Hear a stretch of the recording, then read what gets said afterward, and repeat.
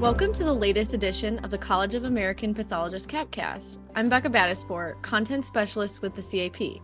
In this episode, Dr. Joe Sirintrapun will be talking with Dr. Matthew Hanna about his experience with implementing digital pathology. Before we get into the questions, let's learn more about our guests. Dr. Sirintrapun, would you like to introduce yourself? I'm Joe Sirintrapun, go by Joe. It's a lot easier than my last name. And I'm at Memorial Sloan Kettering Cancer Center. I have a title of Director of Pathology Informatics. I've been around in the space for a couple of years. I was the 2021 past president of the Association of Pathology Informatics. And I'm also involved pretty heavily in CAP on the Digital and Computational Pathology Committee. That's pretty much it. Great. And Dr. Hanna? Hi, everyone. Thank you to the CAP for inviting me for this CAPcast and to Becca and Joe for having me.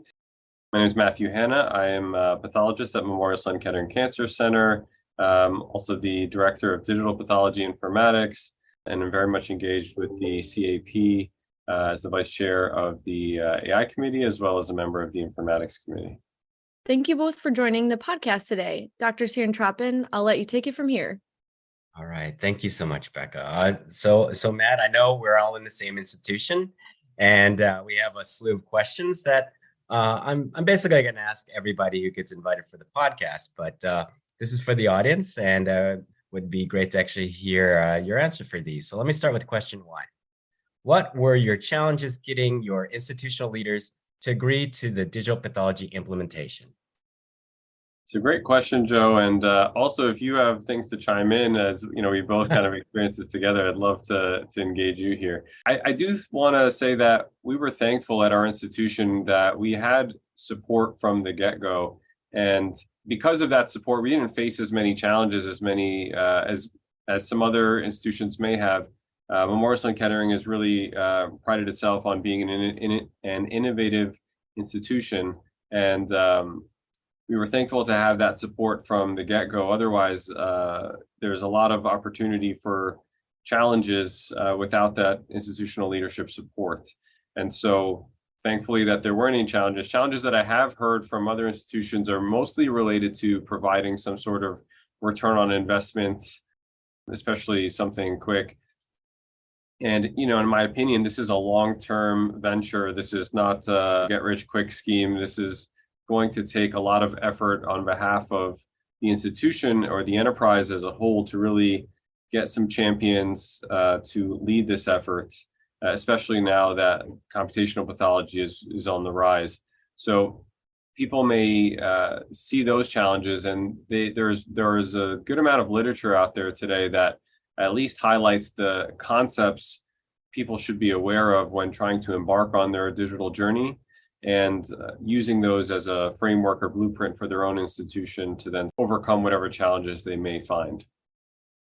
Let me just chime in. I mean, the publications you've put out there, basically, they can basically just PubMed your name, and you'll bring up some of those maybe answers to people's challenges and such. But yeah, as Matt said, I came in a couple years before, and so I could second that. I was lucky when I came in 2013 that the buy-in was there, maybe a little bit more early. So at least when I came in, I could say at our institution, there was a need for archival, and also so we kind of also approached from a quality perspective. We, at the time, 30% of our stuff comes from the outside, and we had to return it very quickly. And whole slide imaging was a good answer to all these different things. So, implementing digital sort of made sense. We want to be able to archive and not sort of keep these cases indefinitely for patients. We had to return them. So, and on top of that, medical legal issues. You don't want to lose, important slides. We get a lot of outside slides, we return them back. We have no idea what happens to them. So it just made a lot of sense from the quality perspective. And also, I think we probably should, both of us, give out a shout out to Dr. Reuter, who's the vice chair, who had been working tirelessly even 5 or 6 years before I came on board, just trying to, work on the challenges, because it was, I think the challenges that he faced were pretty much what everybody else is sort of facing now. What are you going to do about cost and storage? And he sort of broke the ice before I came on board. So in some ways we are lucky, but I would say the big one for us is the quality part, archiving quality. That's kind of where we started. and then success sort of begets success. As that became successful and people were very happy about it, we started gradually moving to things like primary sign-out and all these other different great things. So it was kind of an incremental stage process. It all started out with kind of the context that both of us provided. So anyway, let's move on to question 2. Did you face pushback from your colleagues when digital pathology was proposed? I assume it wasn't from me. No, not from you, Joe. You've always been a great supporter. I remember first starting out when digital pathology, when we were just starting to scan from archive slides, there was definitely an unfamiliarity, or I should say uncomfortability with adopting new technology, which is normal. You know, we're all humans and there's human nature factor there. If somebody rode a scooter to work every day for many years and you gave them a bicycle, they may say, no, I'm okay with my scooter. So it's all about familiarity, getting comfortable with the new technology, getting comfortable with the new workflow. And initially, surprisingly, there was skepticism in if the image quality, you know, if there would be a high fidelity of the digital image compared to the glass slide, again, likely related to just unfamiliarity or uncomfortability using the technology.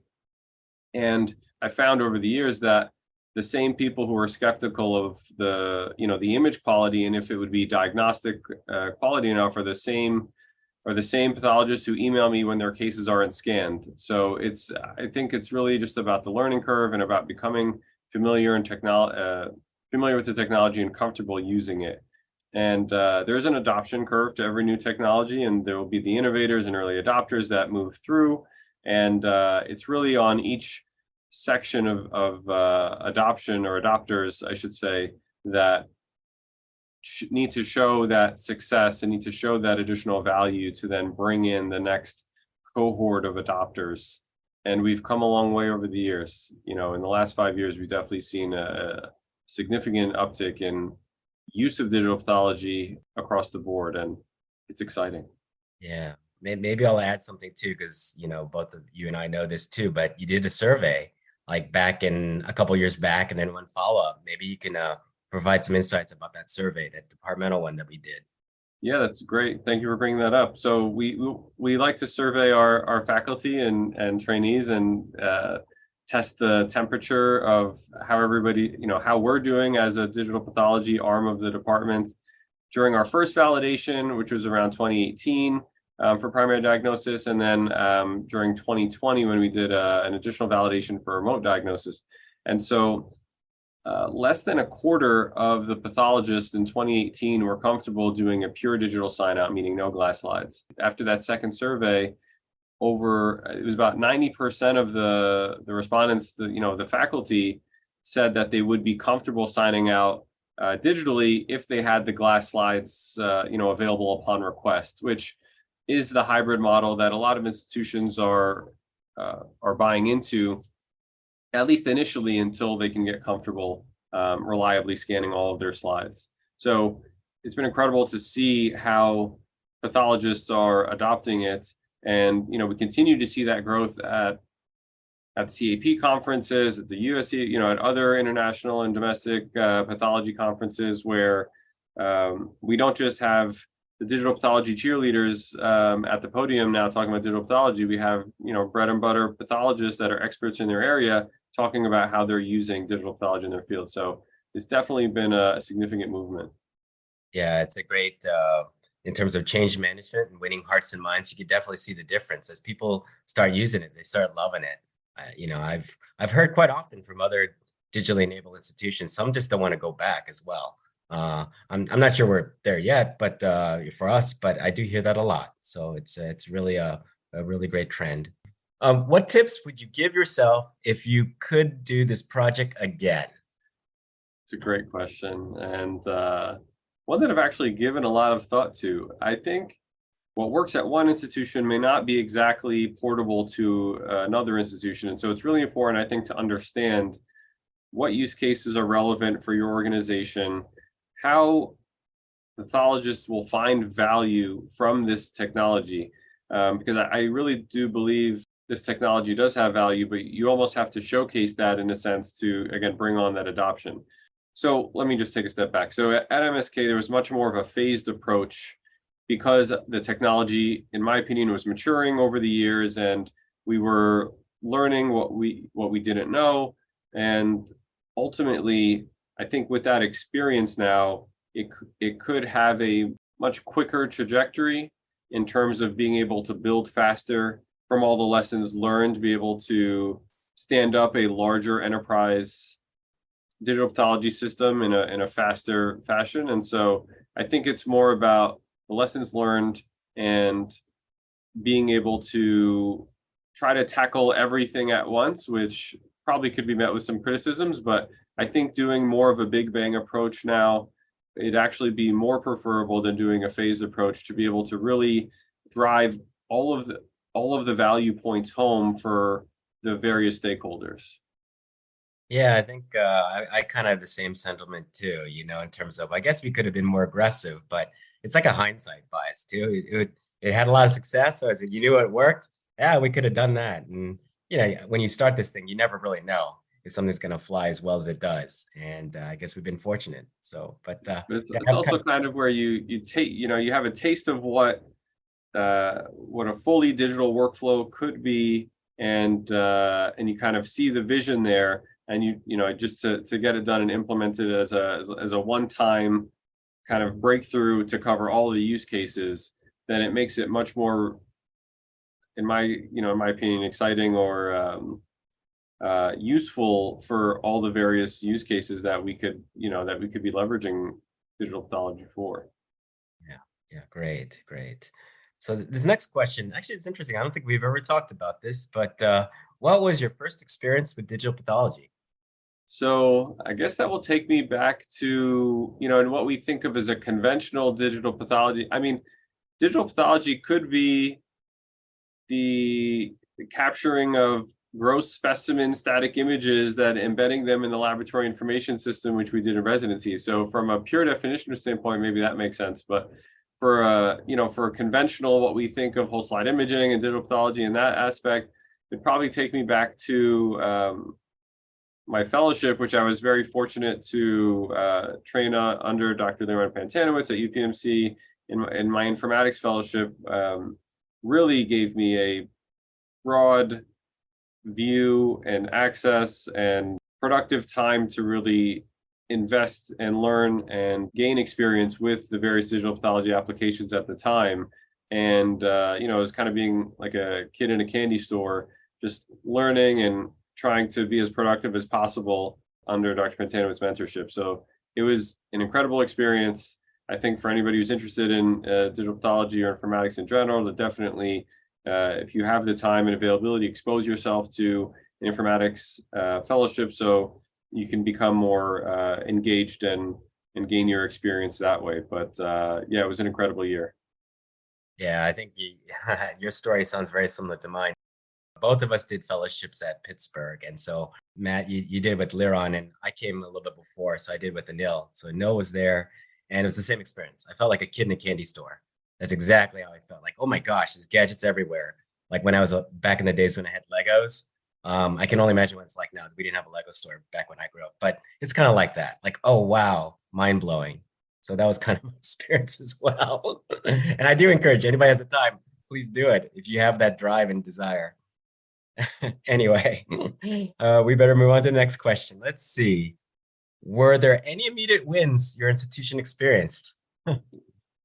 Thankfully, there were, and I think that's what helped drive a lot of the value add and for the pathologist adoption. So one of the main wins, so to speak, that I've said before, but it's really transformed our pathology workflow, is having access to the patient's prior archived slides available.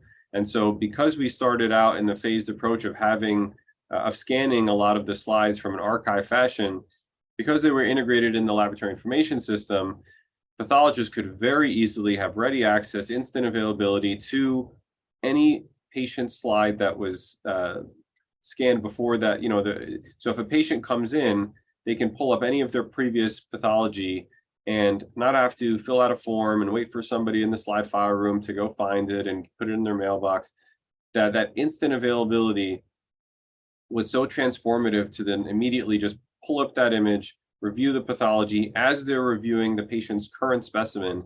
I mean, it was just transformative for our pathology workflows and for our clinical patient care. You know, especially working at a cancer center, being able to see the longevity of patients, and cancer care we're improving and patients are living longer. And so having that archive is incredible from both a training perspective and both a patient care faculty perspective for pathologists to review all of the relevant patient pathology specimens and then be able to aggregate that information all together to really drive patient care experience home. Well, I'll get more specific. I mean, you were here during the transition when, like, you probably remember when you were a fellow and you were on Frozen. Remember that crazy list that I don't think any of the fellows do anymore, where you had to pull slides and go to the slide file room? Well, guess what happened when the whole slide imaging came to nobody even bothers to know what's on now. I don't think a lot of people even look at the schedule. They sort of just wing it because everything's there. You have it at your fingertips. You have whatever case, you can pull the slide. You don't have to look at what's ahead of you, what's going to hit you in the face. For me, that was an emotional, like, wow, that's awesome. And no more having to depend on the slide file room. So I'd say that was the one that just sort of hit me emotionally, in terms of Frozen sections. But the other one is also something that you had a lot of. I'll give you total kudos, was the LDT for the primary sign-out remote. During COVID, I recall everybody being fearful about what we're going to do. With the remote sign out, there was all of that uncertainty how we're going to do that, and the ability to do remote sign out digital, that was really transformative, especially during the COVID times. I signed out, from the safety of home during, when things were really rough. And I know there's a lot of our older pathologists that were given that opportunity to be able to do that. And I think that was something also emotionally that you just can't, that I'll never forget. And so, those are some anecdotes from my standpoint.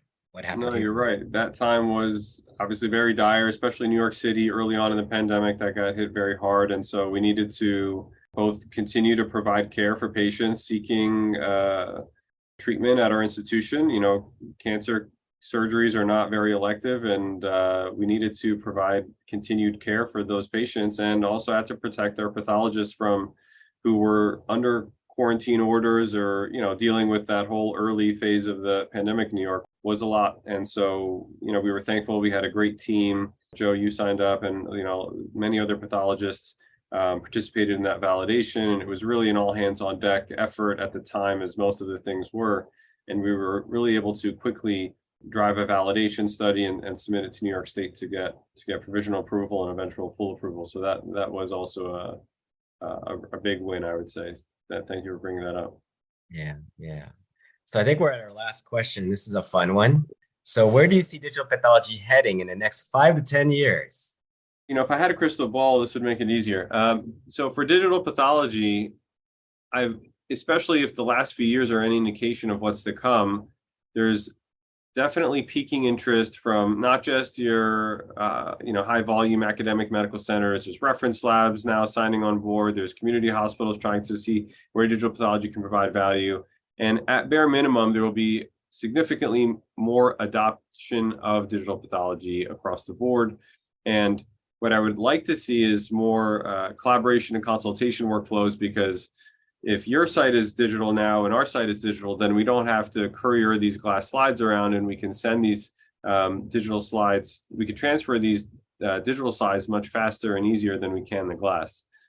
And so at baseline, we should see an increase in digital pathology adoption for clinical practice. And what I would like to see are more integrations. We hear a lot about machine learning and AI and all these, hot topics. I think we'll start to see that in, clinical decision support tools incorporated into digital workflows. And there's a booming number of research investigators that are looking at those from a research perspective. And, a handful of ones that have actually deployed them clinically. So I think we'll start to see an increase in what that value add is for computational pathology to become mainstream and become integrated in digital pathology, in pathology workflows. I won't say digital pathology anymore, right? These are really just pathology workflows that we're using digital tools and technology. So we're still doing exactly what we did before with bright field microscope and glass slides, but now we'll have digital workflows to work off of, computer workstations and software for assistive pathology workflows. And so that being mainstream, I think will happen over the next 5 to 10 years, and maybe even future thinking with some of these direct tissue imaging technologies, these kind of slideless technologies. That's maybe the next thing to start thinking of even more down the pike. So I think it's an exciting time to be in pathology. I think a lot of these technologies will also increase recruitment from medical students into pathology residencies, and will help drive pathology to become one of these really competitive and exciting fields that people go into and are happy to practice patient care.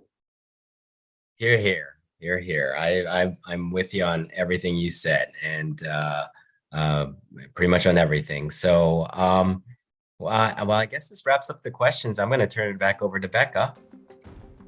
Thank you. And I just want to plug that the Digital and Computational Pathology Committee has a great resource center. We'll have the direct link in the description of this episode. But thank you both for joining and talking about your experiences. And I want to thank you all for listening to this CAPcast. For more information about the CAP, visit cap.org.